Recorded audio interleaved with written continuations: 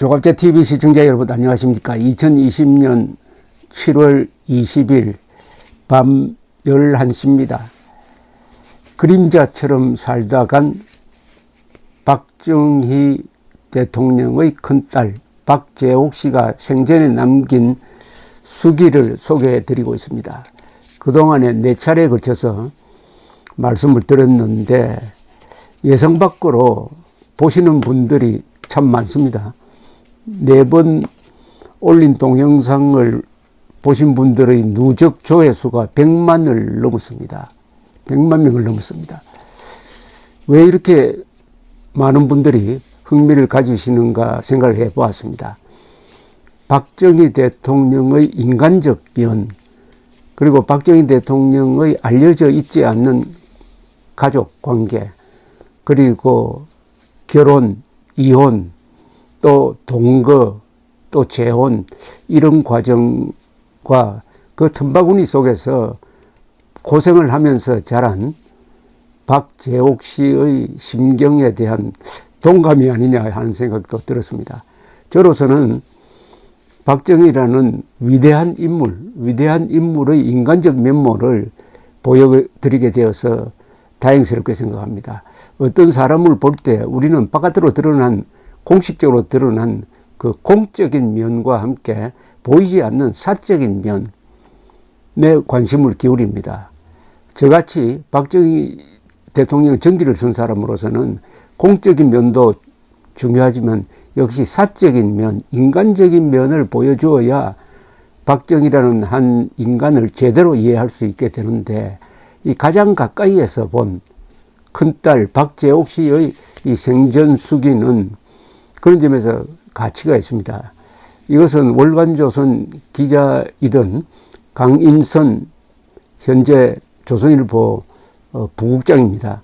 강인선 씨가 3박 4일 동안 1995년에 박재옥 씨를 인터뷰를 해서 정리해서 수기식으로 기록을 하고 박재옥 씨가 확인을 해서 1995년 12월로 월간조선에 실었던 글입니다. 전번까지는 박재옥 씨가 결국 어머니 김호남 씨가 이혼을 당하니까 어머니와 함께 고향을 떠나서, 구미를 떠나서 대구로 갔다가 대구에 가보니까 또 어머니에게도 다른 남자가 있어가지고 그 있기가 거북해서 아주 독한 마음으로 어머니를 멀리하고 다시 구미로 돌아와서 사촌 오빠 집에 살고 또 거기서 친척 집에 살고 하면서 구미 중학교를 다닐 때까지의 이야기를 말씀드렸습니다. 박정희 대통령은 동거하던 이현란 씨하고도 헤어지고 6.25가 한참 진행 중이던 1950년에 12월에 유경수 여사와 대구에서 결혼을 합니다. 그런데 딸에게는 결혼했다는 이야기를 전해주지 않아가지고 박재옥 씨가 아버지가 결혼을 해서 딸을 놓았다는 이야기를 알게 된 것은 1952년 이후라고 합니다. 1952년에 박근혜 씨가 출생을 했습니다. 이때 되면은 박재옥 씨가 다시 떠나온 그 어머니를 만나고 싶어서 아무리 이리저리 알아봐도 가르쳐 주는 사람이 없었다고 합니다. 지금 같으면 상상도 할 수 없는데, 그때만 해도 구미에서 대구까지는 저 어디 외국처럼 먼 거리입니다. 차편도 그렇고 어디에 사는지 알아볼 수 있는 방법도 요사이처럼 인터넷도 없던 시절이니까, 그래서 어머니가 어디에 있는지 아무리 알아보려고 해도 가르쳐 주는 사람이 없었다고 합니다. 그럴수록 멀리 있는 아버지, 어디 있는지도 모르는 어머니 생각을 하면서 그런 고독한 중학 시절을 보냈다고 합니다. 아버지한테 편지를 자주 썼다고 합니다. 박정희입니다. 군인 박정희죠. 아버지, 제게는 부모님이 모두 계신데 저는 왜 이렇게 남의 집에 얹혀 살아야 합니까? 사촌 오빠가 나까지 데리고 살아야 하니 얼마나 귀찮고 성가시겠어요. 저는 또 얼마나 미안한지 아세요. 오빠도 고생스럽고 나도 힘들고. 그러다가 중학교를 이제 졸업할 때쯤 해가지고 박재옥 씨한테 손을 뻗치는 사람이 있었습니다. 누구냐? 바로 JP 김종필 씨 부부였습니다. 그때 김종필 씨하고 박영옥 씨가 결혼을 한 직후였습니다. 박영옥 씨는 누구냐 하면은 박정희 대통령의 바로 위의 형 박상희. 이 박상희 씨는 1946년 좌익 폭동 10월 폭동 때 연루되어 가지고 진압 경찰의 총을 맞아 가지고 죽었습니다. 이 박상희 씨는 일제시대 때 동아일보 현지 기자를 하는 등 매우 깨어 있는 사람이고 민족주의 의식이 강하고 사회주의적 성향이 있었던 사람입니다. 이 사람이 좌익으로 몰려서 경찰총에 죽었어요. 이게 박정희로 하여금 남로당으로 기울게 하는 심리적 동기가 됩니다. 그 박상희 씨의 딸이 바로 박영옥 씨고, 이 박영옥 씨가 김종필 장교하고 결혼을 하게 되는 겁니다. 우리 한국 현대사에 매우 중요한 인물이 나타나는 거죠. 그럼 김종필과 박정희는 뭐냐면은, 김종필 씨는 6사 8기생으로 들어갔습니다. 6사 8기생들이 졸업을 하고 배치된 데가 육군본부 정보국이었습니다. 그 육군본부 정보국에 박정희가 있었습니다. 근데 이때 박정희는 좌익 사건에 연루되어 가지고 붙잡혀 들어가서 고문을 받고 사형 직전까지 갔다가 백선엽 장군을 만나서 구출이 되고, 그러나 군복은 벗고 민간인으로 아주 초라하게 육군본부 정보국에서 근무를 하고 있었습니다. 계급장이 없어요. 그냥 민간인입니다. 그러나 군사기술이 워낙 뛰어난 분이니까 이 갓 648기를 졸업한 김종필 동기생들이 자연스럽게 박정희 주변으로 몰려들게 되었습니다. 인격적으로나, 그리고 만주군관학교에서 최우등생, 일본 육사 출신에다가 등등 학력도 좋고, 그리고 무엇보다도 인격이 좋고 과묵하고, 그러나 술 한잔 하면은 아주 사람이 달라지듯이 쾌활하고 하는 박정희에 매료된 김종필의 동기생들이 박정희를 모시면서 여기서 그 10여 년 뒤에 일어날 5.16의 주체 세력의 인맥이 이때부터 형성이 됩니다. 참 신비하죠. 그래서 박정희가 김종필을 잘 본 거고, 김종필 장교한테 자기 형의 딸을 소개해 준 거죠. 그래서 박영옥, 김종필 씨가 부부가 됩니다. 두 분 다 이제 최근 몇 년 사이에 돌아가셨습니다만은. 그래서 서울에 살림을 차리니까 그 박영옥 씨가 내려와서 박재옥 씨를 보고 우리 집에 가서 살자 해가지고 서울로 데리고 갔답니다. 이렇게 해서 박재옥 씨는 고향을 떠나게 됩니다. 요게 1953년, 4년 무렵으로 보입니다. 자, 이렇게 되니까 처음으로 박재옥 씨는 아버지와 좀 가까운 곳에 올라오게 되었습니다.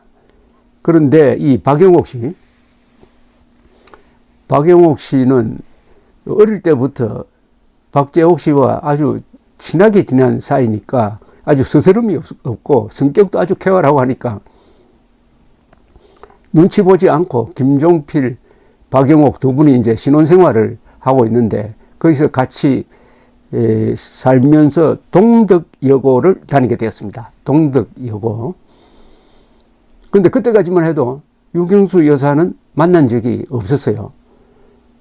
재혼한 지가 그때쯤 되면 한 4년쯤 지났는데, 그러다가 어느 날 갑자기 제기동에 살고 있는 김종필, 박영옥 부부 집으로 유경수 여사가 불쑥 나타났다는 겁니다. 그 대목을 이렇게 쓰고 있습니다. 어느 날 제기동 언니 집으로, 언니는 박영옥 씨입니다. 언니 집으로 유경수 여사가 불쑥 찾아왔다. 예고 없는 방문이었지만 나를 데리러 왔다고 하기에 나는 두말하지 않고 유 여사를 따라 나섰다. 훗날 안 일이지만 친척들이 그렇게 시시한 나의 존재를 유 여사는 이미 알고 있었다고 한다. 유경수 여사가 결혼할 때 박정희가 이미 한 분 결혼을 한 사람이고 딸이 있다는 것을 아마 알았을 겁니다. 알았는데 아무리 친척들이 시시하도 그러니까 데리러 온 거죠. 유경수 여사도 대단하죠. 내가 키우겠다 이렇게 된 거 아니겠습니까? 아버지가 결혼 초에 그 이야기를 한 것인지 아니면 결혼을 하신 후에 알렸는지는 지금도 잘 모르겠다. 박재우 씨의 이야기입니다. 궁금하긴 해도 누구에게 물어볼 수 있는 문제는 아니었기 때문이다. 왜 갑자기 유 여사가 나를 데리러 오기로 결심을 했는지 그 이유도 아직 모르겠다. 이유는 아무래도 좋았다. 나는 부모님과 함께 살게 되었다는 사실만으로도 만족했다. 이제 처음으로 아버지와 같이 삽니다. 그전에도 아버지가 가끔 상머리에 왔다 갔다 했지만은 이렇게 본격적으로 아버지와 같이 살게 되는 게 박재호 씨가 동덕여고, 여고생 시절부터입니다. 첫 만남이었으나 유 여사의 인상은 아주 좋았다. 깔끔한 한복 차림에 조용한 분인 것 같았다. 내가 이날 아무 미련 없이 유 여사를 따라 나서는 것을 보고 영옥 언니는 아마 몹시 섭섭했을 것이다. 그렇게 잘해준 것도 소용없다고 생각했을지도 모른다. 그러나 나는 어쨌든 아버지 집으로 가고 싶었다. 매를 맞고 살아도 나는 나의 아버지와 함께 살고 싶었다. 유 여사가 나를 데리러 왔을 때 나는 기쁘고 감사했다. 그 입장에 처해본 사람이 아니라면 이해가 잘 되지 않을 것이다. 그때 나는 어머니에 대한 그리움이 사무쳐서 나중에는 계모든 서모든 아픈 어머니든 미친 어머니든 내게는 어머니란 존재가 필요하다고 간절히 바라고 있을 때였다. 참 처절한 이야기입니다. 계모든 서모든 아픈 어머니든 미친 어머니든 내게는 어머니란 존재가 필요하다고 간절히 바라고 있을 때였다. 그때 유경수 여사가 나타난 겁니다. 게다가 유 여사는 아버지와 어머니가 이혼을 하신 후에 만나 결혼하신 분이니 나로서는 유 여사에게 나쁜 감정을 가질 이유도 없었다. 그때 유 여사 박정희는 노량진에 집이 있었습니다. 노량진으로 간 후에도 나는 자주 영옥 언니 집에 놀러 가곤 했다. 그때만 해도 워낙 이혼하는 경우가 드물어서 나는 주변에 이혼한 부모를 둔 친구를 본 적도 별로 없었다. 다들 엄마, 아빠, 언니, 동생이라며 단란한 가족의 울타리 안에서 평화롭게 살아가고 있었다. 그렇죠. 지금은 뭐 이혼이 다반사가 되었지만은 내게 있어서 유 여사와의 만남은 바로 그러한 완벽한 가족의 일원이 된다는 것을 의미했다. 나는 더 바랄 것이 없었다. 나는 노량진의 아버지 집으로 가서 혼자서 몇 번이고 다짐을 했다. 어떤 일이 있어도 나 때문에 아버지와 유 여사가 싸우는 일이 없도록 조심하자는 야무진 결심이었다. 참 대견하게 느껴지지 않습니까? 나 때문에 유경수 여사와 박정희 대통령이 싸우도록 해서는 안 되겠다. 그렇게 조심해야 되겠다. 이 박재옥 씨의 그 내공을 보여주는 문장입니다. 또 이런 대목을 읽으면은 요사이 이 젊은 사람들이 인생 공부가 되지 않을까 하는 그런 생각도 문득 들기도 합니다. 내가 결혼하기 전까지 아버지와 사는 동안 나는 아버지와 유교사가 싸우는 것을 꼭 한 번 보았답니다. 한 번 보았다. 어느 날 아침 온 가족이 식사를 하는데 그네가 큰 소리로 이야기를 했다.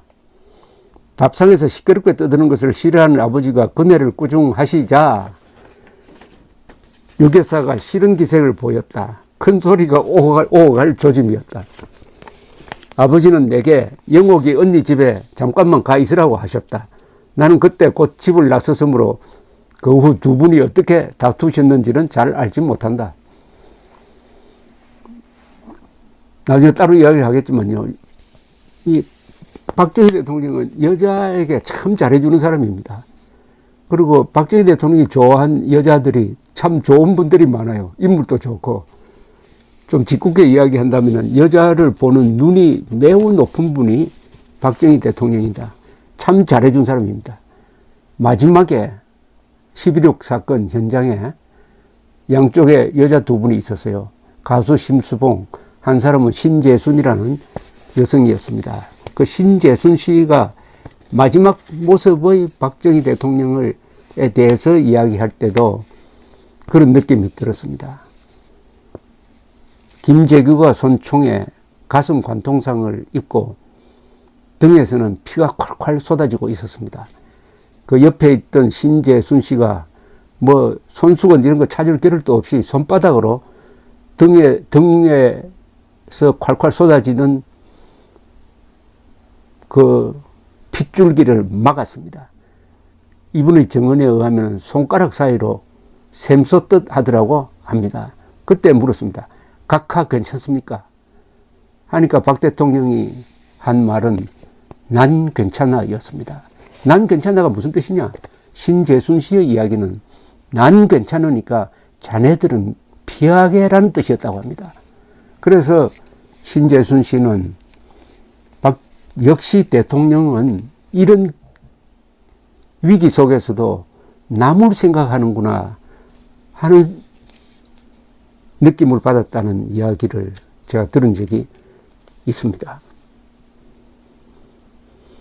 그 일을 제외하고는 두 분이 크게 싸우는 것을 본 적이 없는데도 이상하게 유교사의 얼굴은 밝지 않았다. 혹시 나 때문에 그러시는 것은 아닐까? 나는 늘 마음이 편치 않았다. 그때 왜 유교사의 얼굴이 그렇게 어두웠는지 그 의문이 풀린 것은 내가 결혼을 한 뒤였다. 아버지의 부관이었던 남편에게서 들은 바에 의하면은 아버지의 여자 문제 때문에 당시 유교사는 늘 수심에 잠겨 있었다는 것이다. 박정희 대통령이 술을 좋아하는 분입니다. 술을 좋아하니까 자연히 여자들과 접촉할 수 있는 기회도 많지요. 거기에 대해서 유경수 여사가 가슴 아리를 좀 했다는 이런 이야기입니다. 나는 아버지로부터 크게 꾸중을 듣거나 싫은 소리를 들어본 기억이 없다. 아버지는 늘 내게 미안한 감정을 가지고 계셨기 때문에 눈에 띄는 애정 표현은 못해도 야단을 치거나 하는 일은 더욱 없었다. 아버지는 가끔 집에서 나와 마주치면 내 어깨에 손을 얹으시고는 미안하다고 말씀하셨다. 지금 생각하면 죄송한 일이지만 그때마다 나는 살살 맞은 표정으로 아버지를 대해 아버지의 마음을 아프게 해드렸던 것 같다. 박재옥 씨도 대단히 똑똑한 사람입니다. 그리고 그때 이 부모들이 아들한테 원래 그렇게 특히 아버지는 무섭게 대했습니다. 아버지 하면 딱 무서운 존재입니다. 무서운 존재. 저도 마찬가지지만은 저희 아버지는 박정희 대통령보다 나이가 5살 위입니다만은 무서운 아버지였습니다. 근데 아버지가 딸에게 미안하다 말, 참 이런 말은 참 하기 힘든 말입니다. 그것은 박정희 대통령의 어떤 인간됨을 보여줍니다. 제가 박지만 씨한테 이야기를 들었는데 박 대통령이 청와대에 있을 때 박지만 씨는 아마 중학교 아니면 고등학교 다닐 때인데 이 술을 마시고 와가지고 박지만 씨 침대에서 잤답니다. 그날 아침에 일어나더니 박지만이한테 미안하다고 하더랍니다. 아들에게 미안하다고 하더랍니다. 박 대통령이 그런 분입니다. 아버지는 가끔 집에서 나와 마주치면 내 어깨에 손을 얹으시고는 미안하다고 말씀하셨는데 박재호 씨는 그 말을 듣고 살살하게 대했다는 것 아닙니까? 아버지는 내가 유교사와 친하게 지낼 수 있게 하려고 여러모로 애를 쓰셨다. 나를 따로 불러 용돈을 주시는 일도 없었고 아버지와 내가 단둘이 이야기하는 기회도 만들지 않았다. 내가 용돈을 달라거나 의논이라도 할라치면 아버지는 늘 어머니와 상의하라고 하셨다. 내가 유교사와 이야기할 수 있는 시간을 더 많이 만들기 위해서였다. 유교사는 나와 12살 차이였다. 나는 어머니라는 호칭이 쉽사리 나오지 않아 애를 먹었다. 그래서 어쩔 수 없을 때만 어렵사리 그 호칭을 이용하곤 했다. 그러나 다른 사람들에게는 우리 가족에 대한 이야기를 한 적이 없었다. 당시 대부분의 내 친구들은 유교사가 나의 친어머니라는 것을 믿어 의심하지 않았다. 나중에 친구들에게 사실을 털어놓자 친구 중 한 명이 이런 이야기를 해주었다. 너가 우리 집에 놀러 왔다 갔을 때 우리 어머니가 나에게 그러시는 거야. 저 아이는 어머니가 안 계시나? 내가 아니라고 말해도 우리 어머니가 자꾸 그러시는 거야. 밝은 태도이기는 한데도 어쩐지 그늘이 보인다고. 그래서 뭔가 남다른 사연이 있으리라는 짐작을 했지. 그렇게 이야기를 하더랍니다. 역시 어머니가 있고 없고는 아무리 그걸 감추려고 해도 태도에서 나타났다는 이야기죠. 나는 완벽하게 한다고 했지만 어른들 눈은 속일 수가 없었던 모양이다. 한동안 눌러놓았던 어머니 김호남입니다. 어머니에 대한 그리움이 다시 폭발한 것은 고등학교 3학년 수학여행이 임박해서였다. 수학여행 자체에 대해서는 별 관심이 없었는데 수학여행지가 경주였던 것이다. 경주라면 어머니가 살고 계시는 곳이었다. 이번 기회에 어머니를 만날 수 있겠구나. 나는 남몰래 기대에 부풀렸다. 그러나 예상치 않은 문제가 생겼다. 유교사가 자궁 외 임신으로 입원하게 된 것이다. 유교사는 아프시고 어린 동생들도 있는데 수학여행을 가고 싶다는 말을 차마 할 수가 없었다. 수학여행을 안 가는 것은 그다지 대수로운 일이 아니었지만 어머니를 뵐 기회를 놓친다는 것은 참을 수 없었다. 언제 다시 내게 이런 기회가 올지도 알 수 없지 않은가. 나는 망설이고 또 망설이다가 간신히 아버지께 수학여행에 가고 싶다는 이야기를 했다. 아버지는 가타부타 말씀을 안 하시고 늘 하시던 대로 어머니와 의논해 보라고만 말씀하셨다. 아버지는 단수가 높은 분이다. 선선히 가라고 승낙을 하시지 않고 유교사와 의논을 해보라고 한 데는 분명히 이유가 있을 것이다. 나는 곰곰 생각을 해보았다. 유교사가 아무리 친어머니가 아니라고 해도 아파 누워있는데 다 큰 딸이 수학여행이나 가겠다고 철없이 나서면 속이 상하실 것이다. 그것을 잘 아는 아버지께서는 당신이 나서서 승낙을 해버리면은 유교사가 불쾌하게 받아들일지 모른다고 생각하신 것이다. 그래서 나와 당신의 입장이 다 곤란해지는 일을 피하기 위해서 결정을 유교사가 하도록 배려를 하신 것이다. 한편으로는 그까지 수학 여행 안 가고 말지 뭐라고 체념하다가도 어머니를 만나는 일만큼 도저히 포기할 수가 없었다. 당신은 할머니도 계시고 할머니는 유교사의 어머니 박정희의 장모 이경영 여사고요. 또 이모 유교사의 동생 유계수 씨도 계시니 나 하나쯤은 없어도 되지 않을까 하는 생각도 들었다. 나는 이런저런 고민 끝에 결심을 하고 병실에 계신 유교사를 찾아갔다. 유교사는 선뜻 허락을 해주었다. 속으로 야 친자식이 아니라서 저렇게 철없이 구는구나 하고 서운하게 생각을 하셨는지는 몰라도 그런 내색은 전혀 하지 않고 갔다 오라고 말씀을 하신 것이다. 아무 기술도 없는 어머니가 과연 무엇으로 살아가고 계신지, 죽을 드시는지 밥을 드시는지, 건강은 괜찮은 것인지 나는 만사가 귀찮다고 생각하면서도 그 생각만큼은 머릿속에서 떠나지를 않았다.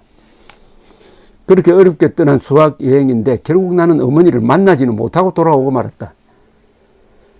어머니와 함께 경주에서 산 일이 있었으므로 나는 그곳을 찾아가 보았다. 어머니는 이미 그곳을 떠나신 것 같았다.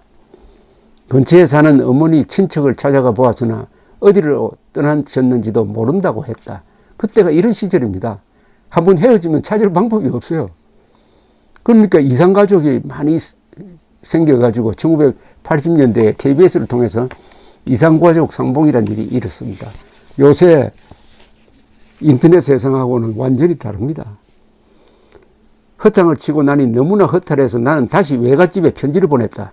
어머니의 새 주소를 알려달라고. 그러나 이번에는 외갓집의 반응도 냉랭하기만 했다. 서울의 친척집에 들렀다가 나를 만나러 오신 외삼촌께서 이제 어머니에 관한 것은 모두 잊어버리고 공부나 열심히 하라고 말씀하셨다. 불쌍한 어머니, 도대체 어디에 계시는 건지.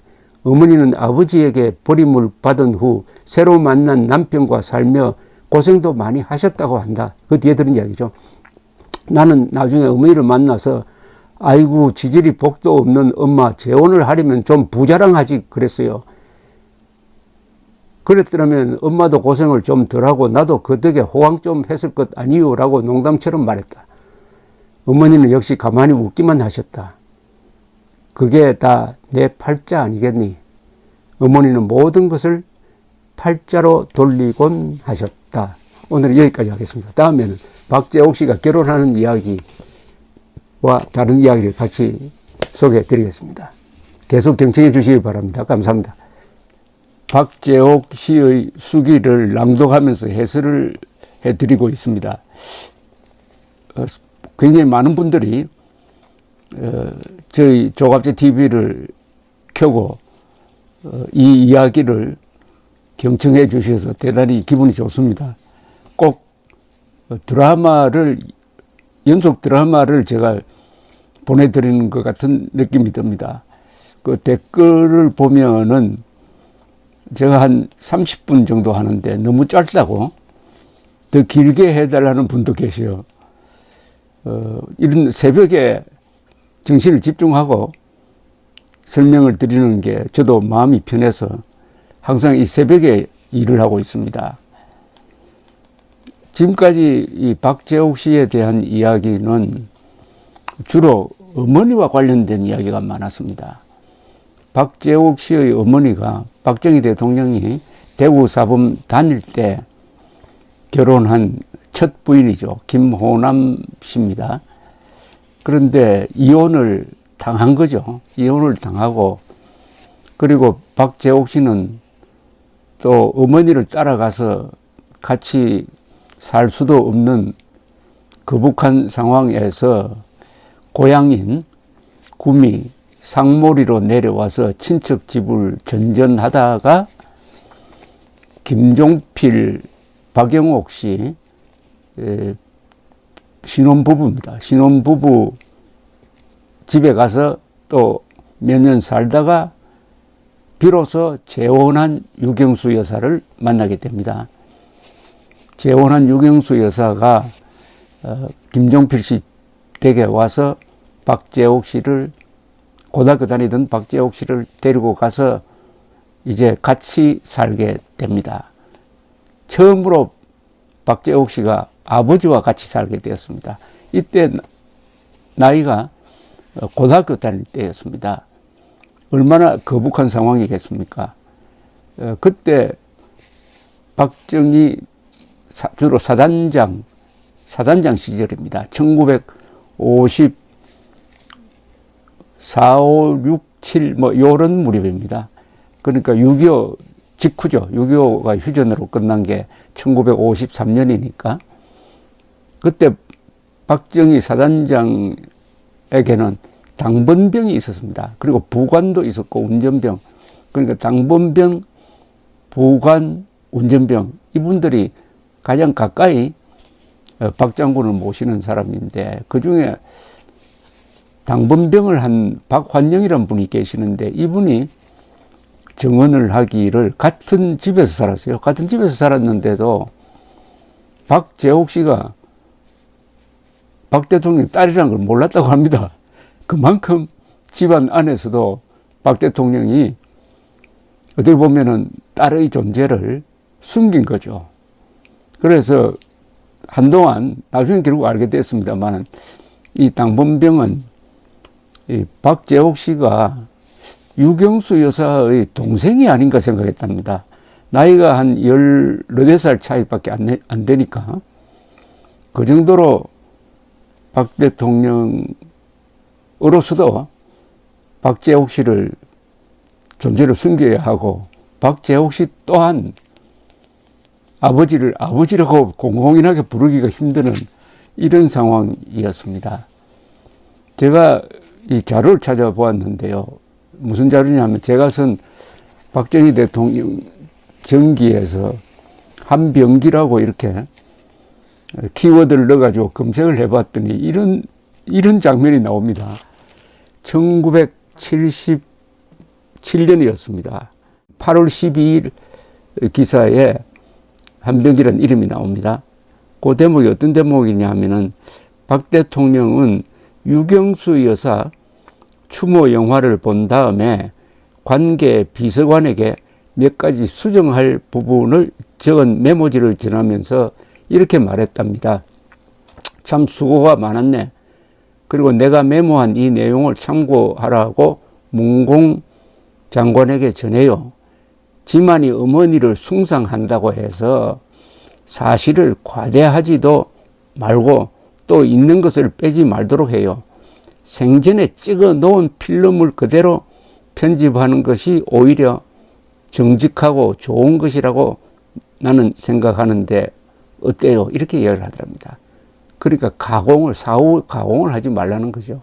1977년 8월 20일 유경수 여사의 모교인 배화여고에서는 유경수 여사 기념관을 세우고 개관식을 가졌습니다. 대통령 외부에 알리지 않고 비공식적으로 이 행사에 참관을 했습니다. 그날 저녁에 관계 비서관이 대통령 집안인 고령 박씨 족보를 초안하여 보고를 했습니다. 그는 당시 일반 사회에서 바뀐 관례대로 그전에는 족보에 여자 이름을 넣지 않았습니다. 바뀐 관례대로 딸들의 이름을 쭉 넣어서 대통령에게 올렸더니 대통령은 딸 이름은 다 지워버리고 사위인 한병기 씨 이름을 적어서 내려보냈다. 이렇게 되어 있습니다. 딸들 이름을 적으면 박재옥 씨 이름이 들어가야 되니까 사위 이름을 적어서 내려보냈다. 이거죠. 그런데 유경수 여사는 박재옥 씨를 어디 결혼시키려고 찾아오는 젊은 장교나 이런 사람들한테 고등학교밖에 안 나왔지만 아주 좋은 교수가 있다고 이렇게 자랑을 했다고 합니다. 그런데 결국 누구하고 결혼하게 되느냐? 박정희 장군의 부관인 한병기 당시에 계급이 중위 아니면 대위일 겁니다. 와 결혼하게 됩니다. 한병기 씨는 과거에는 그때 뭘 했냐면 통역장교를 한 분입니다. 영어를 잘해요. 통역장교를 해가지고 5사단에 배속이 되었더니 사단장이 박정희 장군이었습니다. 박정희 장군의 부관은 그 전에는 한병기 씨 전에는 원병오 씨였습니다. 원병오라는 분은 연세 드신 분들은 기억하실 거라고 생각하는데요. 경희대학교에서 교수를 하셨는데 이분이 조류학자입니다. 조류학자로서 언론에 많이 거론되었던 분입니다. 이 원병오 교수 후임으로 한병기 씨가 부관이 됩니다. 그런데 이 한병기 씨는 늦잠을 자는 사람이었습니다. 그러니까 당범병이 옆에서 이렇게 깨워야 일어나는데 한 번은 늦잠을 자가지고 당범병이 깨우니까 지금 사단장이 바깥에서 기다리고 있다고 하더래요. 그래서 부랴부랴 옷을 입고 갔더니 사단장이 지프차를 타지 않고 바깥에 서 있더랍니다. 왜냐하면은 사단장은 지프차의 맨 앞자리에 탑니다. 근데 앞자리에 타니까 부관이 탈 때까지 기다려야 됩니다. 부관은 뒷자리에 있으니까. 그런데 출발하고 나서 사단장이 아무 말도 안 하더랍니다. 좀 잔소리를 하면 마음이 편할 텐데 침묵하고 있으니까 더 거북했답니다. 그런데 며칠 뒤에 똑같은 또 실수를 했다는 거예요. 그래서 또 가니까 사단장이 바깥에서 부관이 오기를 기다리고 있었답니다. 그때도 아무 말 안 하고, 자, 차가 출발하니까 딱 한마디를 하더랍니다. 미래의 장인이 박정희가, 임마, 누가 부관이야? 라고 그냥 넘어가더라는 이야기입니다. 이 박 대통령의 부하 통솔 방식이 침묵입니다. 침묵. 잘못을 한 걸 따끔하게 지적도 안 하고 그냥 침묵함으로써 오히려 스트레스를 줘가지고 잘하도록 하는 이런 통솔 방식을 갖고 있습니다. 박 대통령의 리더십에서 중요한 게 이분이 말을 적게 하는 겁니다. 이 말을 적게 하면 여러 가지 유리한 게 있다고 합니다. 말을 적게 하면 자기가 무식한 걸 폭로하지도 않고 또 말을 적게 하면서 생각을 할 수 있게 되고 또 위에 사람이 말을 적게 하면은 아래 사람들이 긴장을 합니다. 침묵의 리더십이죠. 박재옥 씨가 결혼하게 된 과정을 본인이 쓴 수기 월간조선 1995년 12월호에 실렸던 지금은 조선일보 부국장인 강인선 월간조선 기자가 3박 4일 동안 인터뷰를 해서 수기식으로 정리한 부분을 지금부터 읽어드리면서 또 제가 해설을 드리겠습니다. 내가 결혼을 한 것은 우리 가족이 서울 신당동에 살고 있던 1958년이었다. 남편은 아버지의 부관으로 우리 집을 자주 드나들었는데 그때부터 안면을 익히기 시작해서 결혼에까지 이른 것이다. 고등학교를 졸업하고 동덕여대에 진학한 후에 나는 빨리 독립하고 싶다는 생각으로 머릿속이 꽉 차 있었다. 결혼을 하든지 아니면 취직을 하든지 어떻게 해서든 혼자서 살아갈 수 있는 방법을 찾아야 되겠다는 생각을 하고 있었던 것이다. 그러나 아무리 생각해도 취직은 어려울 것 같았다. 친한 친구의 언니가 취직해 직장에 다니는 이야기를 들어보니 나는 도저히 할 수 없을 것 같았다. 그때만 해도 일을 하는 여자들이 흔치 않을 때라 남자들 속에 끼어 일을 한다는 것이 그렇게 만만한 일이 아니었던 것이다. 대학교 1학년 때 남편의 청혼을 받고 나는 차라리 잘 됐다. 어차피 결혼을 할 거면 일찍 해버리자는 결심이 있어서 청혼을 받아들였다. 박재옥 씨보다 한병기 씨가 나이가 6살이 많습니다. 남편은 군인이니 월급을 받고 있고 그렇다면 얼마든지 생활을 꾸려갈 수 있다고 믿었던 것이다. 그러나 아버지 월급으로 어렵게 꾸려가는 집안 사정을 훤히 알고 있는 데다가 유교사가 임신 중이어서 몸도 편치 않은데 결혼 이야기를 꺼내는 것도 그렇게 쉬운 일은 아니었다. 나는 부모님께 우리가 쓸 이부자리만 한 채 해주시면 된다고 말씀드렸다. 웨딩드레스도 낭비인 것 같아 흰색 한복을 한 벌 지었다. 흰색 한복 한 벌이면 나중에 다른 용도로 쓸 수 있을 것 같아 실용적이라고 생각했던 것이다. 그것을 제외하면 나는 결혼을 위해 아무것도 새로 마련하지 않고 시집을 갔다. 옷장은 새 옷 한 벌 하지 못했다. 그래도 결혼 반지만은 백금에 작은 다이아몬드가 박힌 것이었다. 남편은 내게 결혼 반지를 구리 반지로 하자고 그랬다. 좋은 반지를 하면 살림이 어려울 때 팔아버릴 우려가 있지만 구리 반지라면 절대로 팔게 될 리가 없으니 진짜 영원한 결혼 반지가 될 수 있으리라는 것이었다. 그때만 해도 내가 철이 덜 들었던지 그만큼 싫다고 우겨서 결국은 백금 반지를 마련했다. 결혼식은 지금은 없어진 서울 종로의 동원 예식장에서 했다. 주례는 원용덕 장군이었는데 이날 아버지는 술을 많이 드셨다. 아버지는 기분이 좋아 보이는데도 어쩐지 착잡하신 것 같았다. 이 원용덕 장군은 박정희 대통령의 아주 선배고 이분이 의사 출신입니다. 그리고 당시는 이승만 대통령의 총애를 받아서 헌병사령관을 하고 있었습니다. 신혼여행은 경주로 갔다. 어쩐지 그때까지도 어머니가 그곳에 살고 계실 것만 같아 경주에 꼭 한번 가보고 싶었던 것이다. 내 사정을 잘 아는 남편도 기꺼이 동의해 줘 우리는 무리라고 생각하면서도 굳이 경주를 신혼여행지로 택했다. 그러나 그때도 어머니를 만나지 못하고 말았다. 아무래도 어머니는 경주를 떠나신 모양이었다. 그 당시 남편의 월급은 4만 환이었다. 그 전에까지만 해도 3만 환이었던 월급이 1만 환, 그때는 화폐 단위가 환입니다. 환. 5.16 나고 나서 1962년에 화폐 개혁이 있으면서 환이 원으로 바뀌었습니다. 남편을 따라 광주에 가서 남의 집 문간방을 얻어 새빵살이를 하며 나의 고달픈 신혼생활이 시작되었다. 찬장도 없이 툇마루에 사과괴 짝을 얻어다 놓고 목공소에 가서 판자에 다리를 달아 밥상으로 사용하면서도 마음은 뿌듯했다.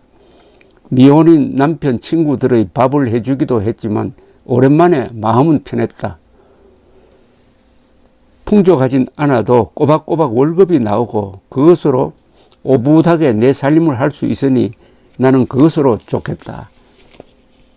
실감이 가시죠? 박재옥 씨가 그동안에 눈치밥을 얼마나 많이 먹었겠습니까? 이제 남편과 단둘이 살게 되었으니까 마음이 편했다는 겁니다. 가난하지만은. 유교사가 김만희를 낳고 나서 몇 개월 후였다. 자주는 아니었지만 가끔 아버지를 뵈러 가기도 했다. 대구에서 헤어진 어머니를 만나러 가게 된 것은 결혼 후였다. 이때부터 비로소 김호남 씨, 박정희 대통령의 첫 부인 그 친모를 이제 공개적으로 만나게 된 거죠. 눈치 보지 않고. 결혼 후에 어머니를 만났답니다. 부산에서. 부산의 절에 살고 계시다는 소식을 들을 수 있었다. 남편과 함께 부산의 그 절로 어머니를 뵈러 갔다. 절에서 재혼한 남편 사이에 태어난 아들을 키우며 살고 계시던 어머니는 나의 갑작스러운 방문에 깜짝 놀라 나를 붙들고 무척 많이 우셨다. 나는 어머니께 이제부터는 내가 모실 테니 우리와 함께 가자고 졸랐다. 그러나 어머니는 완강하게 고개를 저으셨다. 나는 세상이 귀찮으니 그냥 절에 있겠다. 나는 사가에 살면 잡념이 생기는 사람이다. 모든 것은 엇보이니 내가 여기서 기도하며 살 수 있도록 나를 그대로 두어라. 결국은 우리가 포기하고 말았다. 그래도 그 후에는 어머니가 가끔씩 우리 집을 찾아오시곤 했으므로 나는 한결 마음을 놓고 지낼 수 있었다. 내가 그때 부산의 절을 찾아갔다가 기절할 만큼 놀란 것은 어머니가 머무르시던 절이 군수기지 사령관으로 계시던 당시 아버지의 관사와 지척에 있다는 사실이었다. 1959년 그리고 60년 요 무렵에 박정희 대통령이 소장으로서 군수기지 사령관이었습니다. 부산에 있었습니다. 그런데 바로 그 옆에 그 군수기지 사령관 관사를 내려다보는 바로 그 자리에 절이 있었다는 겁니다. 그 절에 첫 부인이 살고 있었다는 겁니다. 두 분 다 그 사실을 전혀 모르고 있었지만 도대체 무슨 인연인지 어머니가 계신 절에서 아버지의 숙소가 내려다 보이는 것이었다. 아버지가 코앞에 계시는 것을 알면서 거기까지 갔다가 그냥 돌아갈 수 없는 노릇이었다. 그러나 어머니를 만나러 간다는 이야기는 누구에게도 하지 않았으므로 망설이지 않을 수 없었다. 마음을 정하고 아버지를 뵈러 갔더니 뜻밖에도 유교사의 어머니 이경영 여사가 그곳에 와 계셨다. 나로서는 정말 마음 불편한 만남이었다. 혹시 나중에라도 그 이야기를 전해 들은 유교사가 자신에게는 알리지도 않고 아버지를 만나러 다닌다고 오해나 하지 않을까 걱정스러웠기 때문이다. 아예 처음부터 어머니를 만나러 왔다고 실토를 했으면 좋았을 걸 다른 이야기를 둘러대느라고 진땀을 흘렸다. 아버지는 나와 함께 사는 동안에도 어머니에 관한 일을 입에 올린 일이 한 번도 없었다. 훗날 대통령이 되신 후에 남편에게 어머니가 어디서 어떻게 살고 계신가를 물은 일이 있다고 한다. 나중에 그 이야기를 전해 듣고 나는 괜히 화가 치밀어 올라와 이제 와서 왜 무엇 때문에 그 이야기를 묻는 거냐고 남편에게 화를 낸 적이 있었다. 이 아버지에 대한 박정희 대통령에 대한 감정을 느낄 수가 있는 대목입니다. 아마 그 일이 아버지가 어머니에 관한 이야기를 한 유일한 기억이지 싶다. 그러니까 박재옥 씨 그리고 아버지 박정희 사이에서 김호남 씨에 대한 이야기는 평생 딱 한 번 있었다는 겁니다. 한 번. 가장 큰 문제인데 아버지와 딸 사이를 규정하는 가장 큰 존재가 이 김호남 씨인데 그러나 평생 그 이야기를 하지 않고 가슴에 묻고 갔다는 겁니다. 한 번도 공개적으로 이야기해. 이거 요새 젊은 세대는 도저히 이해할 수가 없을 겁니다. 아니 왜 속 틀어놓고 이야기하지 않느냐. 그러나 당시의 한국 사람들의 정서, 뭐 가족의 분위기, 이혼이라는 것은 절대로 생각도 할 수 없었던 그런 시절의 이야기이기도 하고 동시에 박정희 대통령의 독특한 성격, 과묵한 성격, 어떤 어려움, 고통을 다 가슴에 묻고 가는 사람. 그래서 마지막에 김재규로부터 총격을 받아서 가슴 관통상을 입고 등 뒤에서 피가 샘솟듯 하는데도 심수봉, 신재순 두 여인이 각하 괜찮습니까? 하니까 이분의 말이 난 괜찮아 였지 않습니까? 난 괜찮아. 뜻은 자네들은 피하게라는 뜻이었습니다. 그러니까 이 박정희 그리고 박재옥 씨도 마찬가지죠. 이 세대가 난 괜찮아 세대입니다. 난 괜찮으니까 자식들은 잘 키워야지. 난 괜찮으니까 모든 게 난 괜찮아. 이게 습관입니다. 난 괜찮아, 난 괜찮아, 난 괜찮아 세대의 이야기입니다. 그러나 시간이 흐를수록 어머니를 절에 그대로 두는 것은 도리가 아니라는 생각이 들었다. 어머니는 아는 사람을 통해 절을 몇 차례 옮기셨는데 아무래도 마음이 편치 않았다. 나는 결국 어머니를 졸라 산을 내려오시게 해서 부산에 조그만 집을 마련해 드렸다. 어머니는 그곳에서 아들과 함께 사시면서 가끔 우리 집을 찾아오시곤 했다. 어머니가 절에서 생활하시는 것 때문에 늘 마음이 무겁고 또 어머니가 낳은 아들의 장래가 걱정이 되어 내가 강권하다시피 산을 내려오게 했지만 그렇다고 내 마음이 편해지는 것도 아니었다. 어머니가 아프시거나 그 아들에게 무슨 일이 생길 때마다 나는 이 두 사람은 절밥을 먹고 살아야 하는 운명을 타고났는데 내가 괜히 끼어들어 그들의 운명을 바꿔놓는 것은 잘못한 일이 아닐까. 그래서 나쁜 일이 생기는 것이 아닐까 하는 생각에 사로잡혔다. 내가 조금씩 보내드리는 생활비에 아들이 벌어오는 돈, 어머니는 그리 넉넉한 생활은 하지 못하였을 것이다. 어머니는 지난 1990년입니다. 72의 나이에 장암으로 부산에서 세상을 떠나셨다. 말년에 불교에 귀의한 어머니는 아버지도 다 용서하시고 아버지가 국사를 잘 돌볼 수 있게 해달라고 아버지를 위해 기도를 하시곤 했다. 어머니가 돌아가시고 나니 또 후회가 밀려왔다. 돌봐드린다고 나름대로 애는 습관만 막상 돌아가시고 나니 내가 잘한 것은 하나도 생각나지 않고 내가 잘 해드리지 못한 일만 자꾸 생각났다. 왜 좀 더 따뜻하게 해드리지 못했을까? 나는 또 한동안 견디기 어려운 괴로움 속에 지내야 했다. 1961년 5.16에 관한 소식을 들은 것은 대전에서였다. 라디오를 통해 그 소식을 듣고 그 주역이 아버지란 사실을 알고 나는 화들짝 놀랐다. 상상도 못한 일이었다. 남편은 아버지가 무슨 일인가를 계획하고 있다는 사실을 어렴풋이 짐작은 하고 있었다고 하는데 나는 정말이지 그때 아무것도 몰랐다. 나는 왠지 무섭기만 했다. 자, 이렇게 해서 이제 박재욱 씨의 운명이 또 한 번 바뀝니다. 그동안에 박정희 대통령은 일반인들에게, 박정희 장군은 5.16 전에는 일반인들에게는 알려지지 않는 존재였어요. 그러니까 박재욱 씨도 뭐 별로 그리낌이 없었는데 아버지가 이제는 대통령이 되는 길을 걸어갑니다. 최고 권력자가 돼요. 그런데 자신의 존재는 숨겨야 할 존재가 되어버린 겁니다. 이때부터 다시 박재욱 씨의 고민이 시작된 겁니다. 대통령의 딸, 그러나 대통령의 숨겨진 딸.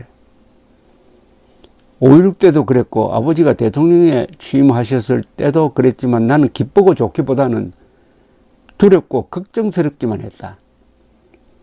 이승만 대통령의 몰락을 지켜본 후였으므로 나는 아버지의 장래가 늘 걱정이었다. 이기붕과 박마리아의 비참한 몰락이 어제의 일인 양 눈앞에 선했다. 이기붕은 이승만 대통령의 후계자였죠. 제2인자죠. 1960년 3.15 부정선거는 이승만 대통령을 당선시키기 위한 것이 아니었습니다. 이승만 대통령은 이미 라이벌인 조병옥 후보가 병사했으므로 당선이 확정적이었습니다. 그런데 이기붕과 라이벌인 부통령 후보, 그때는 정부통령 후보 선거를 했습니다. 민주당의 장면 후보를 끊기 위해서 이기붕을 무리하게 당선시키기 위해서 공무원들이, 특히 경찰이 앞장서 가지고 부정개표를 한 거죠. 이게 4.19의 촉발점이 되었는데 결국 4.19를 맞아 가지고 이승만 정권이 무너지자 이기붕 그리고 그 부인 박마리아 그리고 가족들이 집단 자살을 했습니다. 그게 자꾸 연상이 되었다는 이야기입니다. 아버지가 끝까지 잘 하실 수 있을까? 아버지가 잘 하신다 해도 과연 무사하게 권좌에서 내려오실 수 있을까? 나는 늘 최악의 상태에 대비하는 기분이었다. 만일 아버지가 잘못되기라도 하는 날에는 우리 가족도 무사할 수 없을 것이다. 난 우리 아이들이 어떤 상황에서도 독립적으로 살아갈 수 있는 사람이 될 수 있도록 신경을 썼다. 아이들의 앨범을 각각 따로 만들어 준 것도 바로 그런 생각에서였다. 혹시라도 가족들이 흩어져 살 수밖에 없는 일이 생길지도 모른다는 생각에 각자 보완할 수 있도록 해준 것이다. 나는 우리 아이들이 국민학교에 들어갈 때까지도 외할아버지가 어떤 사람인지 이야기해 주지 않았다. 사실은 그 후에도 이야기해 주지 않을 작정이었으나 큰 아들이 국민학교에 입학하고 나서 어느 날 집으로 돌아와 내게 물었다. 엄마, 외할아버지가 대통령이에요? 나는 깜짝 놀라서 그대로 두어서는 안 되겠다고 생각했기 때문에 아이를 다른 학교로 전학을 시켰다. 그러나 새로 전학 간 학교에서도 곧 소문이 나서 다들 그 아이가 대통령의 외손자라는 사실을 알게 되었다. 선생님들이 어쩔 수 없이 알게 되었다고 하더라도 아이들에게까지 그것을 알릴 필요는 없을 것이라고 생각했지만 소용없었다. 난 학교 행사에는 일체 나가지 않았다. 소풍이든 운동회든 학부모를 초청하는 어떤 행사에도 발길을 끊었다. 꼭 가야 할 자리가 있으면 다른 사람을 대신 내보내곤 했는데 나중에 이야기를 들으니 우리 아이들은 한때 아무래도 우리 엄마는 친엄마가 아닌 것 같다고 진심으로 의문을 가졌다고 한다. 아이들이 워낙 무관심하니까, 학부모로서 무관심하니까 우리 엄마가 아닌 모양이다라고 했다는 것 아닙니까? 참 웃어야 될지 울어야 될지 모르겠네요. 이 박재옥 씨, 그럼 왜 이렇게 됐을까요? 박재옥 씨의 존재가 알려지면은 첫째, 유경수 여사가 재혼했다는 것이 알려지는 거죠. 재혼.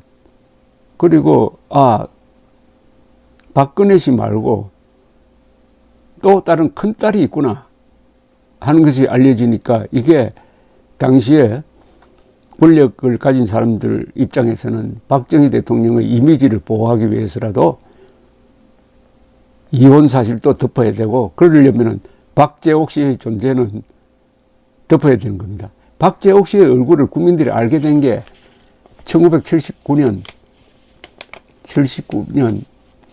11월에 있었던 바로 박정희 대통령 국장 때입니다. 박정희 대통령 국장 때 처음으로 박재옥 씨가 텔레비전에 소개되었습니다. 저도 그때 처음 봤습니다. 그때까지는 존재하지 않는 큰딸이었죠. 아이들이 좀 자라서 가끔 청와대에 갈 일이 생겨도 나는 가급적이면 아이들을 데리고 가지 않고 남편과 둘이서만 갔다. 어쩌다 아이들을 데려가도 절대로 이 일을 다른 사람에게 이야기하지 말라고 수도 없이 다짐을 받았다. 그러니까 박근혜 씨 말고 박정희 대통령에게 큰딸이 있다, 진짜 큰딸이 있다는 것은 국가 기밀쯤 됐던 모양입니다. 우리 가족으로 인해 아버지에게 혹 누가 될 일이 생기지 않을까 하는 걱정도 있었지만 아이들의 자유와 미래가 아버지로 인해 제약되고 구속받는 것도 싫었다. 우리 가족이 미국으로 떠난 것은 1962년 4월이었다. 5.16이 난 지 1년도 채 안 되었다. 우리는 곧 여기가 우리가 있어서는 안 될 자리라는 생각까지 하게 되었다. 물론 미국에 가서 공부를 하다가 다시 돌아옵니다. 그러나 박정희 대통령 임기 18년 동안 이 두 분이, 한병기, 박재옥 두 분이 외국에서 산 기간이 10년이었습니다. 그동안에 UN 대사, 칠레 대사, 캐나다 대사를 했습니다. 우리를 둘러싸고 별의별 소문이 다 퍼져나갔다. 시아버지 위패를 모신 대구의 한 절을 방문한 일이 있었는데 그때 내가 경호원들에 쌓여 친어머니를 찾아갔다느니 하는 이야기가 돌아다녔다. 한 번은 남편의 동기들이 당시 정보부장이었던 김재춘 씨와 식사를 함께 하게 되었는데 그 자리에서 남편 친구들이 우리 이야기를 하자 김재춘 씨는 앞으로 그들에 대한 이야기를 입 밖에 내지 말라고 단단히 주의를 주었다고 한다. 주변 사람들이 우리에게 거리를 두고 조심스러워하는 것이 느껴졌다. 이제는 경계 대상이 됩니다. 그러니까 박재옥 씨는 박 대통령이 권력자가 된 뒤부터는 경계 대상이 된다 이거죠. 왜 경계 대상이 되었겠습니까? 역시 유경수, 박정희 두 분을 보호해야 한다. 이혼 사실, 큰딸이 있다는 것은 숨겨야 한다. 이런 것 아니겠습니까? 우리와 친하게 지내던 사람들의 발길이 점차 뜸해지고 우리는 고립되는 것 같기도 하고 뭔가 불안했다. 그래서 내가 한국에 있으면 아버지께 누가 되겠구나 하는 생각이 들어 결국 미국행을 택한 것이다. 여기 62년 일입니다. 결심을 굳힌 남편은 김종필 씨는 당시에 중앙정보부장으로서 정권의 실력자였죠. 또 김종필 씨 집에 박재옥 씨가 몇 년 동안 같이 산 적도 있습니다. 그러니까 서스름이 없는 관계죠. 김종필 씨를 찾아가 도움을 청했고 우리 가족은 곧 미국행 비행기에 올랐다. 그러나 한국을 떠날 때도 마음이 편치는 않았다. 아버지께서 혁명을 하시고 얼마나 힘들게 일하시는지를 뻔히 알면서 아버지의 어려운 처지는 나 몰라라 하고 우리만 도망치는 것 같아서 어쩐지 죄송스럽기 때문이다. 아버지가 대통령이 되신 후에 내가 얼마나 미묘한 입장에 서게 되었는가를 일일이 설명하기는 힘들다. 나는 내가 대통령의 딸이라는 이유로 어떤 특혜를 받고 있다는 말이 나지는 않을까 두려웠고 나의 행동이 내 의도와는 달리 아버지와 유교사 사이에 불화를 일으키지는 않을까 하는 것이 염려스러웠다. 한 가족이나 다름없이 지내던 상무리의 대가족들이 아버지에게 갖는 불만도 컸다. 집안에 대통령이 났는데도 달라진 것이 없다는 것에 대해서 친척들의 불만이 이만저만이 아니었다. 아버지의 냉랭한 태도에 속이 상한 친척들은 나만 보면 참았던 이야기들을 퍼부었다. 아버지에게 가서 이런 이야기를 해봐라, 저런 부탁을 해봐라. 나에게 쏟아지는 이야기는 한두 가지가 아니었다. 그러나 아버지의 성격을 너무나 잘 알고 있는 탓에 나는 그런 것에 관해서는 입도 뻥끗하지 못했다. 나는 친척들에게 아예 저도 청와대에 못 들어가요 라고 말하곤 했다. 그러면 친척들은 딸도 못 들어오게 한다더냐며 화를 또 내곤 했다. 그래도 아버지는 친척들에게 냉정하게 대했다. 아버지가 서울로 이사를 온 고모를, 이 고모라 하면은 박정희 대통령의 누님입니다. 고모를 특히 못마땅하게 생각했다. 대통령이 돼도 내가 된 것이고 가족들이 시켜준 것도 아닌데 하던 농사나 계속할 것이지 왜 서울로 이사를 오느냐며 고모가 청와대에 발길도 하지 못하게 했다. 나중에는 아예 그 집을 드나드는 사람이 누구인지 감시하는 사람까지 붙여놓았을 정도였다. 아버지가 군대에 계시던 시절에 고모가 나를 붙잡고 하소연을 했다. 이 고모는 아마 박 대통령의 바로 위에 누님 박재희 씨 이야기로 보입니다. 재호가 우리 아들을 인민군 손에 아들들이 인민군 손에 다 죽고 하나 남은 아들이 군에 갔는데 전방으로 가게 되었다. 그 아들이야 군에 가지 않아도 되는 것 아니냐. 내가 아버지한테 가서 말 좀 해라. 후방으로 좀 보내주든지 아니면 아버지가 좀 데리고 있으면 안 되겠느냐고. 전방에 있다가는 언제 죽을지도 모른다는구나. 요거는 박정희 대통령이 사단장 하고 있을 때의 이야기입니다. 고모가 식사도 제대로 못하고 울며 하소연을 하시는데 내가 듣기에도 딱한 사정인 듯 했다. 그래도 입이 떨어지지 않아 아버지에게는 이야기도 꺼내지 못하고 있었는데 하루는 아버지가 나에게 어깨를 주무르라고 하시기에 잘됐다 싶어 고모 이야기를 전했다. 아니다 다를까 아버지의 반응은 이랬다. 가서 그래라. 편지를 쓰든지 아무 걱정 말라고 그래. 만일 그런 부탁 한 번만 더 하면 그때는 아예 최전방으로 보내서 정신을 고쳐 놓겠다고. 아들을 좀 매섭게 키워야지 늘 아들 이렇게 딱 잘라버리더랍니다. 나는 아버지와 친척들 사이에 끼어 이러지도 저러지도 못했다. 지금도 친척들은 나는 청와대에 가서 물 한 잔 못 얻어 먹었다는 이야기를 자주 한다. 이 박 대통령의 어떻게 보면은 조금 지나칠 정도 결벽증을 이야기합니다. 박정희 대통령이 왜 5.16 군사혁명의 지도자가 될 수 있었느냐 하는 것은 그분의 능력, 야심, 권력의지, 그리고 무엇보다도 이분이 청렴한 분이었기 때문입니다.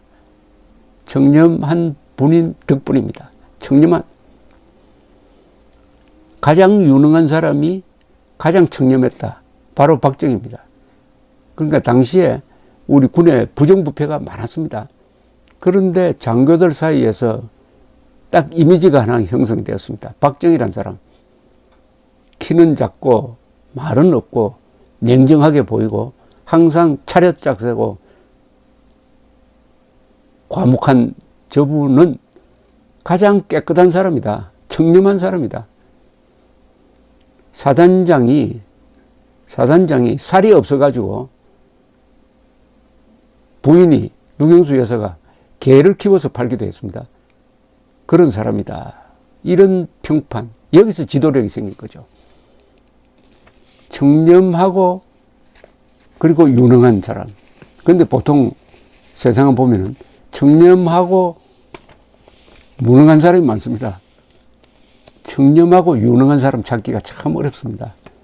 박정희 대통령도 그 고민이 있었습니다. 유능한 사람을 골라서 쓰면은 꼭 거기에 부정이란 것이 따라오는 경우가 많았어요. 그래도 박 대통령은 유능한 게 문제다. 좀 문제가 있더라도 그건 듣고 가자. 이런 식으로 아랫사람을 썼던 사람입니다. 사람들은 내게 그래도 18년 동안 집권한 대통령의 딸이었는데 얼마나 호강을 했느냐고 한다. 내가 무슨 말을 해도 믿지 않을 것을 알기에 나는 가급적이면 입을 꼭 다물고 지내왔던 것이다. 아버지가 돌아가신 후에 기자들은 내 얼굴 한번 본 것 가지고 지어낸 이야기를 잘도 써댔지만 나는 반박 한번 제대로 한 일이 없었다. 아버지가 어떻게 해 주셨어요? 라는 물음에 내가 잘해 주셨어요? 라는 대답을 하기라도 하는 날에는 마치 내가 큰 특혜라도 받은 것처럼 수군대거나 아버지가 유교사 몰래 내게 뭘 해줬다는 식으로 억측을 했을 것이다. 그러니 나로서는 조용히 있는 쪽을 택하지 않을 수가 없었다.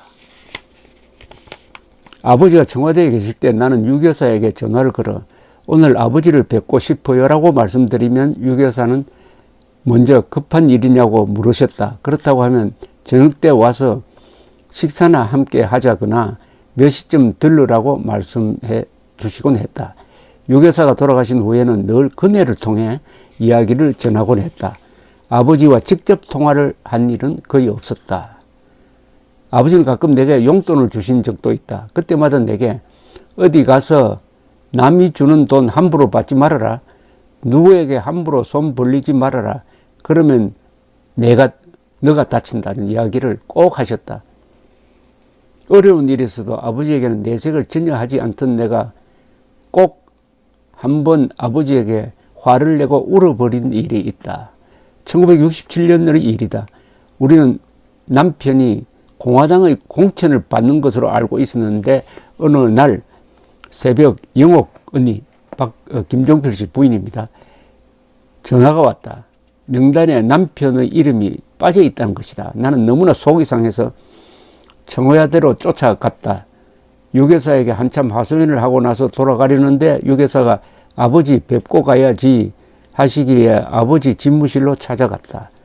나는 아버지 그렇게 하고 싶었던 일이었는데 이렇게 됐으니 이제 어떻게 하지요? 라고 말씀드리자 아버지는 나를 달래셨다. 정치를 해봐라. 그건 결코 행복한 게 아니다. 이제 너가 코올리게 시절의 이야기까지 낱낱이 덜추어지고 별별 이야기를 다 들어야 한다. 그리고 그 끝이 어떻게 될지도 알 수 없지 않느냐. 남편이 정치를 한다는 건 여러 가지 면에서 너에게 불행이 되면 됐지 좋은 일은 아니다. 남편이 출세한다고 여자가 행복해지는 것은 아니다. 라고 달래더랍니다. 나는 화가 나서 그것은 아버지 생각이지요. 그래도 하려던 일인데 라고 말을 하다가 울면서 그대로 그 방을 뛰쳐 나오고 말았다. 갑자기 소름이 복받쳤다. 공천을 못 받은 것이 어쩔 수 없다 쳐도 남편을 배제시키기까지의 과정에 개입한 사람들과 그들의 주장을 생각하면 눈물을 참을 수가 없었다. 아마 이런 주장을 했을 것이라고 봤던 것 같아요. 이 한병기실을 공천하면은 박 대통령의 그 실패한 첫 번째 결혼 이야기가 나올 수밖에 없다. 라고 해서 배제한 거 아니냐 이런 추측을 한 것 같습니다. 그런데 여담입니다만 한병기 씨는 1971년 선거 총선에서 그 강원도 속초에서 나와서 한 번 당선이 되었습니다. 국회의원 한 번 했습니다. 그 전의 이야기입니다.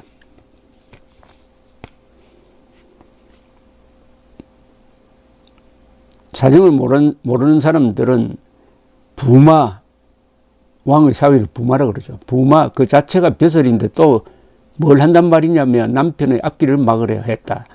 시대가 어떤 시대인데 그런 논리로 사람을 바보로 만들려는 것인지 나는 그것을 참을 수가 없었다. 게다가 내게는 그런 이야기를 툭 터놓고 할 만한 어머니도 안 계시지 않은가.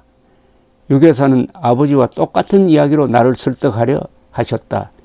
여자들이 남편 성공시키려고 하지만 그런다고 여자가 행복해지지는 않는다.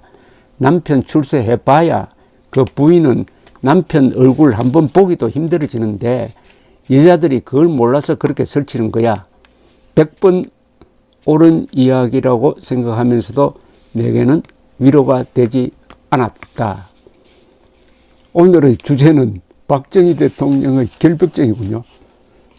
박정희 대통령은 가족들 단속을 그렇게 철저하게 했습니다. 누님이 서울로 올라온다고 하니까 경찰을 붙여가지고 일거수일투족을 감시했다는 것 아닙니까? 왜냐? 박정희 대통령은 부정부패를 척결해야 되는 자신의 소명, 그리고 이분의 생활 방식, 또 이승만 대통령의 몰락을 본 거죠. 그러나 권력과 부패의 문제는, 특히 권력과 친인척 사이의 문제는 지금까지도 한국 정치에서, 아니 세계 정치에서 풀리지 않는 그런 어려운 겁니다. 계속해서 박정희 대통령의 큰딸 박재옥 씨의 생전 수기를 낭독하면서 저희 해설을 곁들이겠습니다. 이번이 6번째고 마지막 회입니다. 그동안 많은 시청을 해주시고 아주 폭발적인 반응을 보여주신 데 대해서 감사를 드리면서 깜짝 놀랐습니다. 이렇게 많은 분들이 접속을 해 주셨는데 이 누적 조회수가 현재 100만 건이 훨씬 넘었습니다. 오늘 마지막 회인데 내일부터는 또 다른 연재를 준비를 하고 있습니다. 이 박재옥 씨에 대해서 이렇게 관심이 많은 이유를 한번 분석을 해보았더니 역시 박정희라는 위대한 인물, 그리고 유경수 여사, 너무나 아까운 나이에 돌아가신 유경수 여사에 대한 생각, 그리고 박근혜 전 대통령의 지금 처지, 이런 게 다 종합이 되어 가지고, 더구나 박정희 대통령의 큰딸이면서도 박 대통령이 재임할 때는 사실상 존재하지 않는 사람으로 취급되었던 분의 생애이기 때문이 아닌가, 그렇게 생각을 했습니다. 제가 13번짜리 박정희 전기를 다 끝낸 다음에 박지만 씨를 만났습니다. 박지만 씨가 이런 이야기를 했습니다. 보통 사람들이 모르는 아버지의 모습이 하나 있다고 했습니다. 그게 뭐냐고 물었더니 우리 아버지는 살아있는 모든 것을 사랑한 사람이다 라고 했습니다. 살아있는 모든 것을 사랑한 분입니다. 아주 그 표현이 멋지고, 그런 측면에서 생각해 본 적이 제가 별로 없었는데 딱 뭔가 오는 게 있었습니다. 그렇구나.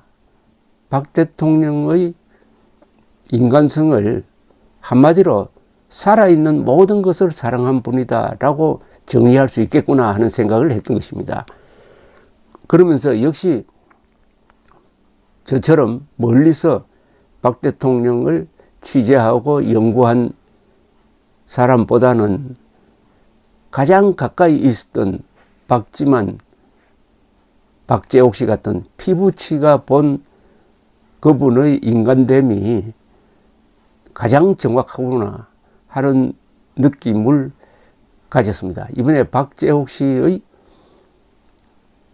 생전 수기를 연재하면서도 그런 느낌을 받았습니다. 박정희 대통령은 살아있는 모든 것을 사랑한 사람입니다. 살아있는 모든 것 중에서 가장 중요한 것이 국민이죠. 국민을 사랑한 사람입니다. 특히 약한 사람, 그리고 가난한 사람을 사랑했습니다. 약한 사람을 사랑한 그 마음이 바로 1977년 7월 1일부터 시행된 의료보험입니다. 그 의료보험이 지금 세계에서 가장 효율적이고 가장 값이 싼, 그리고 그 저력으로 우리가 코로나 사태를 세계에서 가장 잘 극복하고 있는 나라로 만드는 것입니다. 그분의 나무를 사랑하는, 자연을 사랑하는 마음이 바로 산림 녹화가 되었습니다. 세계에서 그것도 공업화를 하면서 산림 녹화를 동시에 한 세계에서 유일한 나라라고 합니다. 그리고 요사이 한참 논란이 되었던 그린벨트, 또 박 대통령이 환경을 사랑하는 마음이 바로 그런 정책으로 나타난 것입니다. 그런데 정작 당신은 참 어려운 살아있는 사람을, 살아있는 존재를 사랑할 수 없는 그런 환경에서 살았습니다. 자기가 가장 존경했던 큰형 박상희 씨는 좌익운동을 하다가 우익 경찰에 맞아 돌아가셨습니다. 그리고 부인은 좌익, 즉 김일성이 보낸 자객에 의해서 암살되었습니다. 그리고 본인은 가장 아끼던 부하, 그것도 고향이 같은 김재규에 의해서 돌아가셨습니다. 그리고 그 따님은 지금 선동에 의한 탄핵에 걸려가지고 지금 징역 수십 년을 선고받고 감옥 생활을 하고 있습니다. 저는 이런 생각도 해봅니다. 우리 국민이 박정희 대통령의 따님을 이렇게 대우하는 게 과연 옳은 것이냐?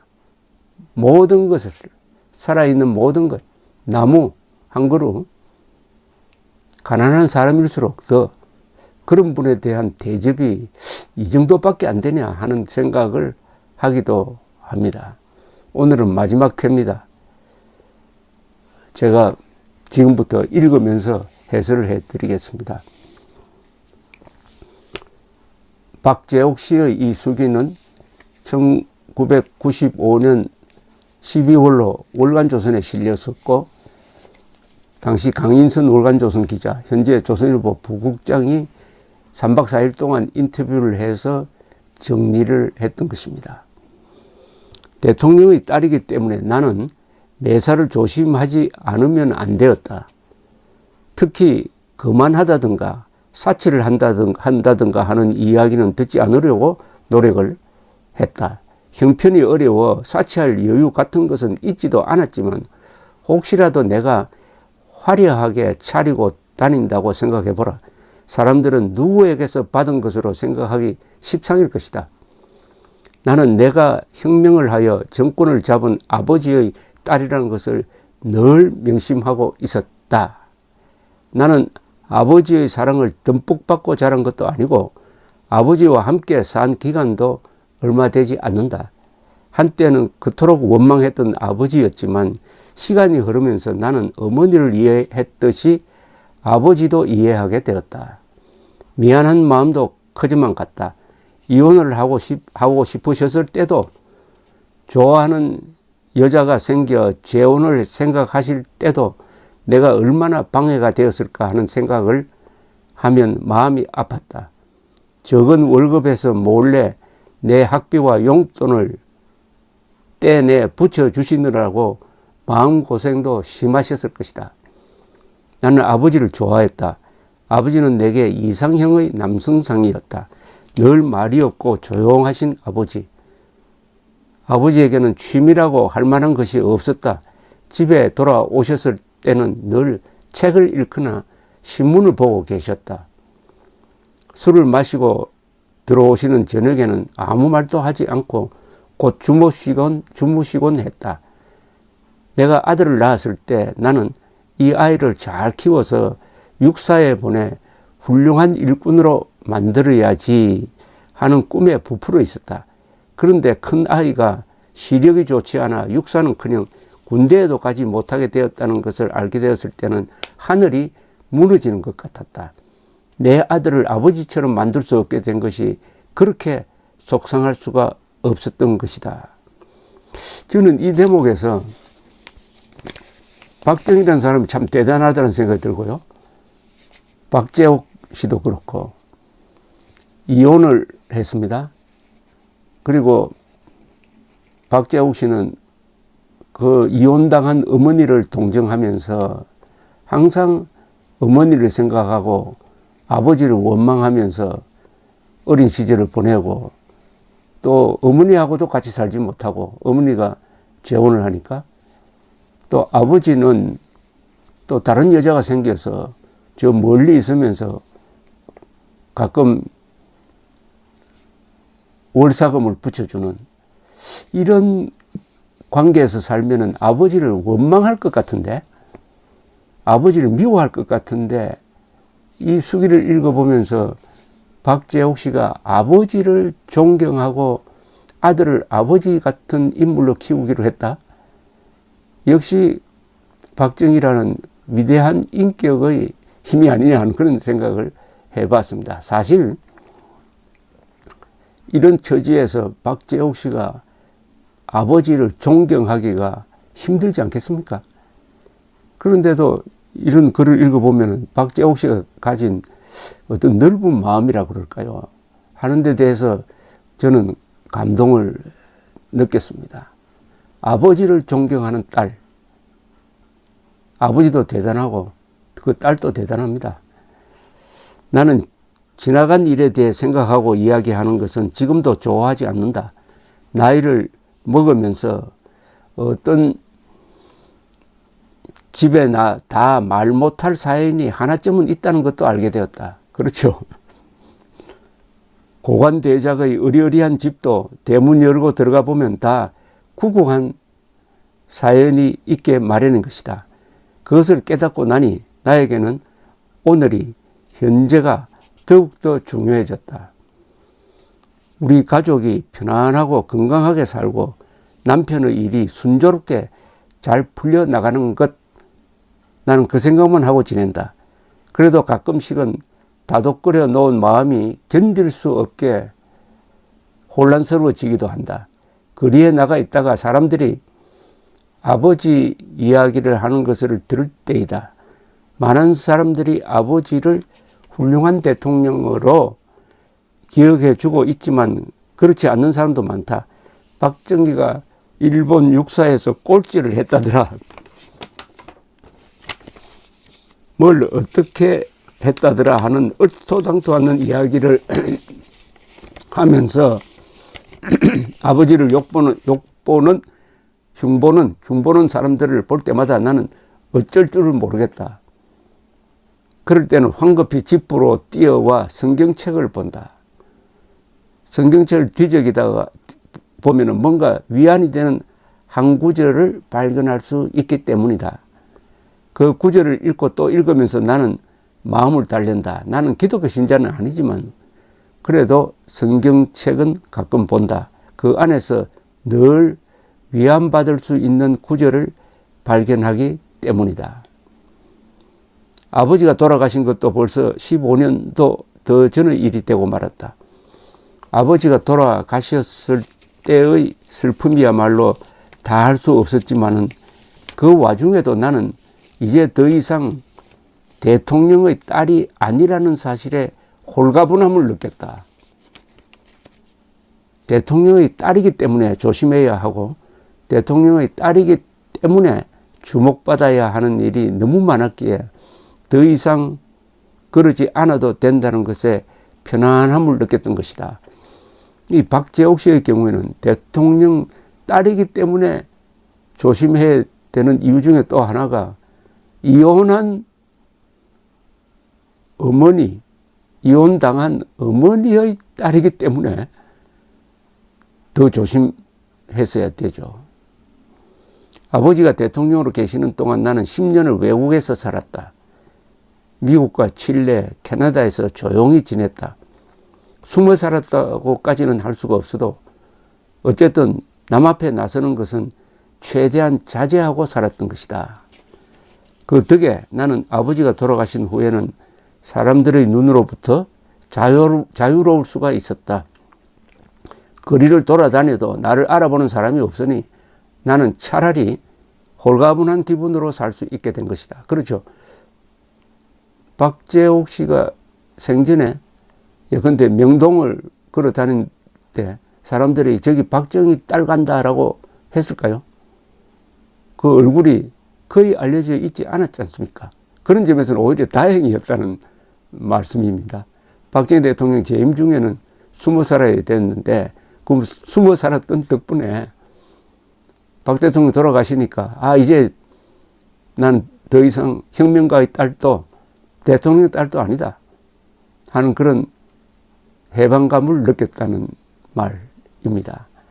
그러는 동안 세월은 손살같이 흘러 나도 60을 눈앞에 둔 나이가 되었다.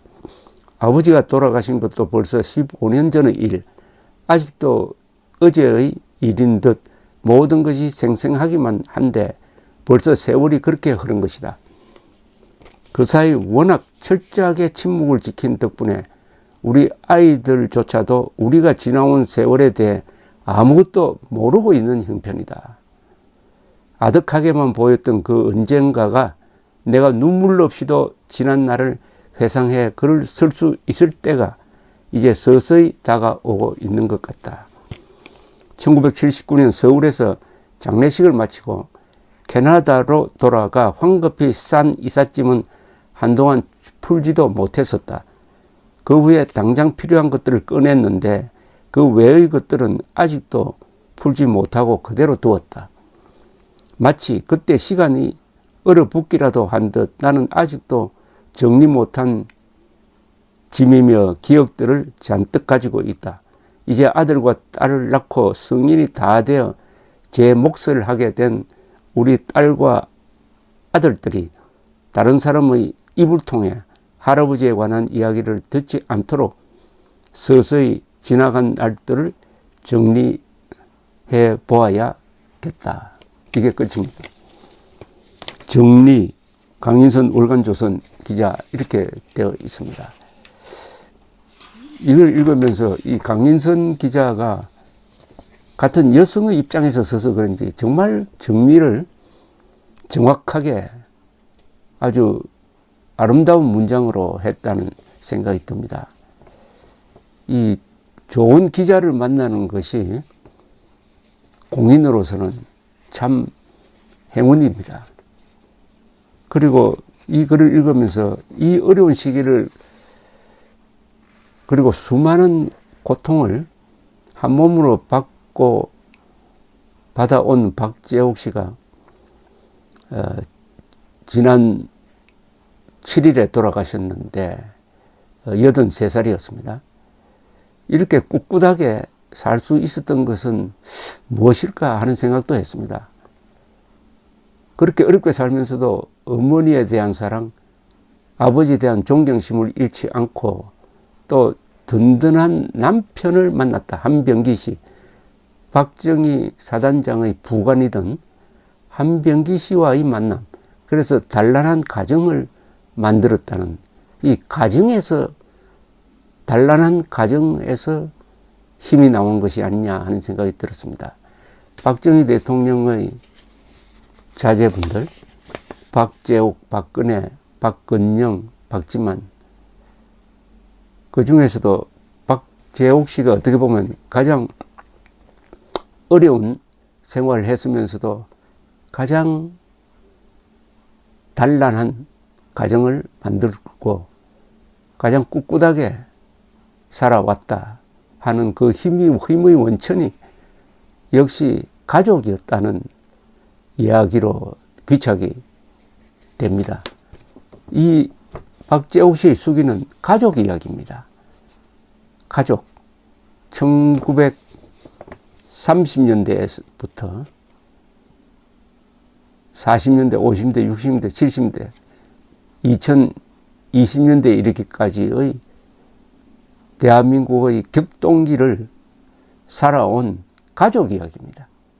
아버지 박정희, 어머니 김호남, 그리고 남편 한병기, 그리고 박재호, 그리고 그 자제분들, 가족이 겪었던, 격동 현대사에서 가족이 겪었던 식민지, 해방, 6.25 이후의 혼란기, 4.19, 5.16, 경제발전, 그리고 박정희 대통령의 죽음, 그 죽음 뒤에 일어난 정치적 혼란기, 그리고 박정희에 대한 국민들의 평가가 더 좋아지던 시대, 이런 80년을 관통한 박재옥 씨의 수기는 한 개인의 수기이기도 하지만은 그 시대를 같이 살았던